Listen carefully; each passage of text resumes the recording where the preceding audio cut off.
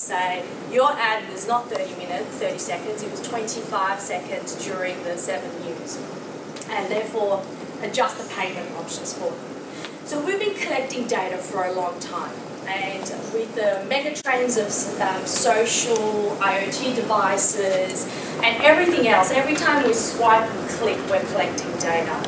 So we're estimating another growth of 44 zillion bytes of data by 2020. That's massive.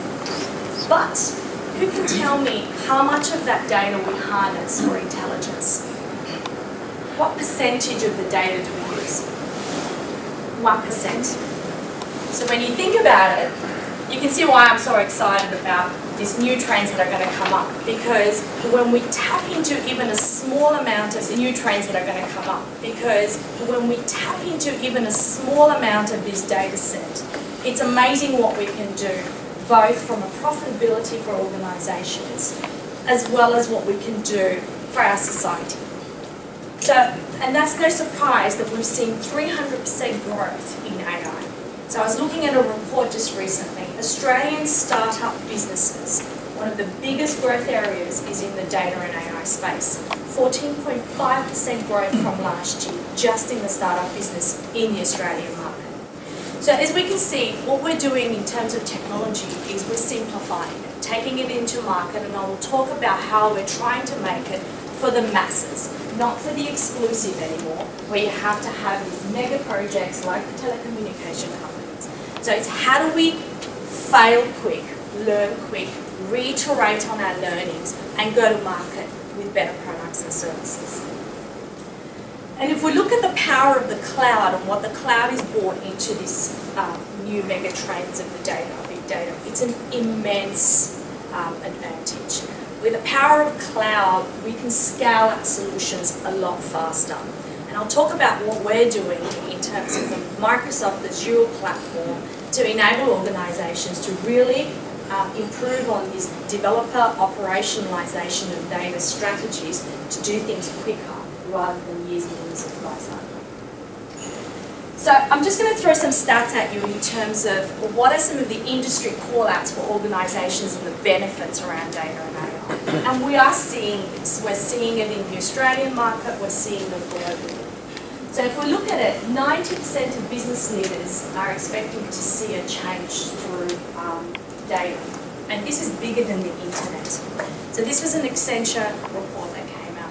So I'm not sure if you've been reading the news. Walmart is an example of a digital transformation through data and AI. They've been putting through a lot of reductions and market estimates in terms of their profitability. Last quarter, 63% growth. It was all driven through their adoption of digital transformation by taking advantage of cloud and big data to go to market and compete head-to-head with the likes of the AWS retail sector. So we've got numerous examples of organisation and leadership that have taken up digital transformation with big data and AI to go to market. So if we look at these are some bold statements. I mean, we're looking at 5 times improvement in decision making. And the bottom one, 6 to 8%, that's a big call out. That's the same as the 1980s personal computer industry. So we're on that verge of the next industrial revolution through data and AI. So, how do we simplify it? There's a lot of imaginations out there around AI, and there's a lot of complexity around going to market. As Vic sort of mentioned as well, I don't want to take away the issues associated with crawling and walking before you run. But as vendors in the industry, we have a responsibility to package solutions and simplify for our customers. So one of the ways we're going to market is a four-pronged approach. It's through intelligent agents, application services and infrastructure. I'll just quickly talk about what I mean by that. So we're building a huge amount of IP through deep learning mechanism through Microsoft research to build intelligent agents such as Kortian, which is currently used by 133 million users globally, billions of queries that go through it. And if you look at Bing search, which is similar to the Google search that you do, I'm sure a majority of you do that, uses the deep learning mechanism to learn from us and become that personalized agent. So using an agent to harness the vast amount of data that sits behind it to provide a service to the end users. Applications. We're building intelligence in every single application, and there's a huge opportunity for organisations to do the same. As you're going to market with new products and services, you have to think, can I add more intelligence into my application? To give you an example, CRM systems were very much targeted at giving you a view of your sales organisation, but didn't tap in and start connecting and integrating with data sets that came from social, came from Facebook. Imagine if you can harness that into a platform and be able to be more targeted through your CRM system with your customers as a salesperson. Building Office 365 intelligence is like the Fitbit of your office environment, and so on and so forth. So there are a lot of technologies that we're building into the applications that provide that. How many of you have used Skype? Probably a lot of you have used Skype Translator. Skype Translator is a service that we brought into market. It has over 90% accuracy in translating in various languages. What's the human accuracy for translation? Around the late 80%. That's going to improve over the years as well. So intelligence, cognitive services built in every application that we go to market, and also making those available and accessible to tap in, and I'll talk about that a lot as well. Services. It goes beyond the bots. The bots are short for robotics. So these are the intelligent agents that sit behind applications, Q&As, FAQs that you can do. There's numerous examples of how it's improving productivity in the organisations through those services, and of course the cloud infrastructure that sits there. Are you time? Yes. Yes. So we talked about what are some of those cognitive services. So these are the cognitive services APIs that we go to market with. These are all built into the application layer and the agents that we have, but we also make them accessible for those organisations who are having development life cycles of their apps to tap into these. So these API services go through a huge amount of data sets of learning. If you like, they're almost mini-built applications of their own. So recently, we just announced an application that we went to market. You can download it on your iPhones. It's a visual application for blind people to be able to understand their surroundings. That uses the Vision API from the cognitive services, and our partners and our customers are building the solutions to go to market. So it's a phone app that you can take a photo of your surroundings, and the app, from its learning, it actually recognises who's in the room, for example, what their facial expression is. So you can imagine for a blind person when they're presenting or talking in a meeting, they don't know what the feedback is. So it's a very good mechanism in terms of understanding or being able to read a text off a menu when they're in a restaurant. So all these capabilities, being able to bring in new equality and accessibility through cognitive services is quite exciting in my view. 5 minutes. This is the boring bit, but I just wanted to throw this out there. And how are we doing this? AI supercomputers. So they're real, they exist, and we're doing that not with your traditional power of the CPUs that we've had. We've moved and evolved into chipsets with the GPUs, so the graphical interfaces where we can recognise images, into a whole new world of FPGAs. So FPGAs are new programmable chipsets that allow us to do things a lot faster.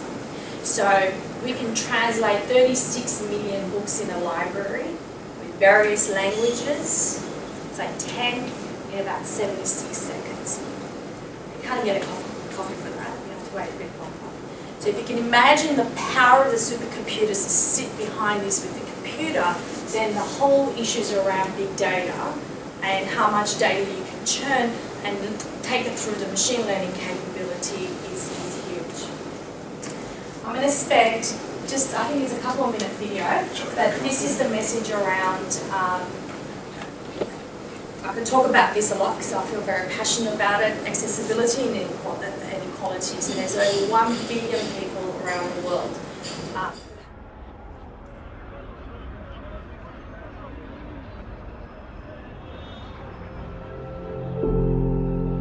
Being a refugee, it's not an easy thing.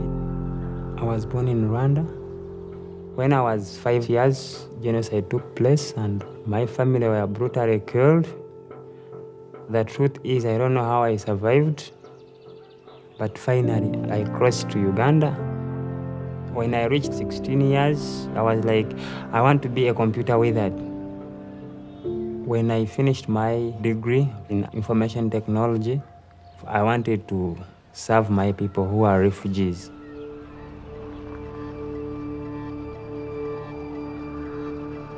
Even to this date, refugees are pouring into the country.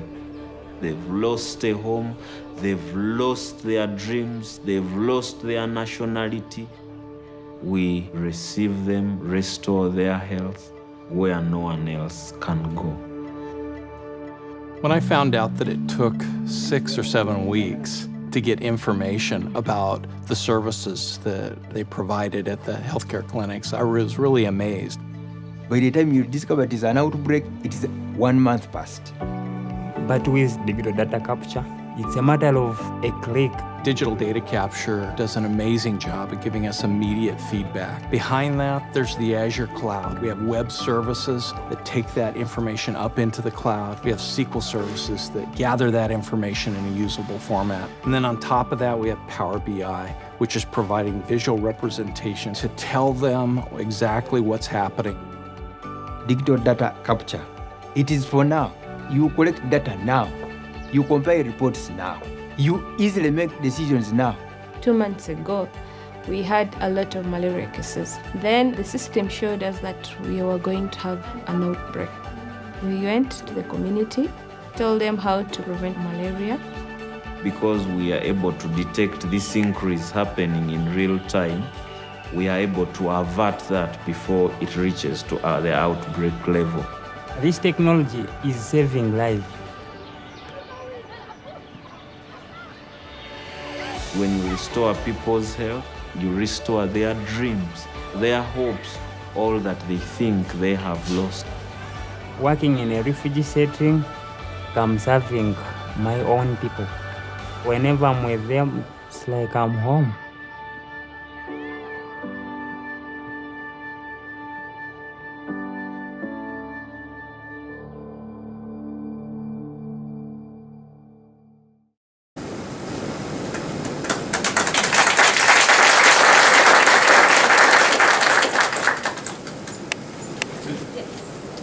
Okay, thanks, Agnes.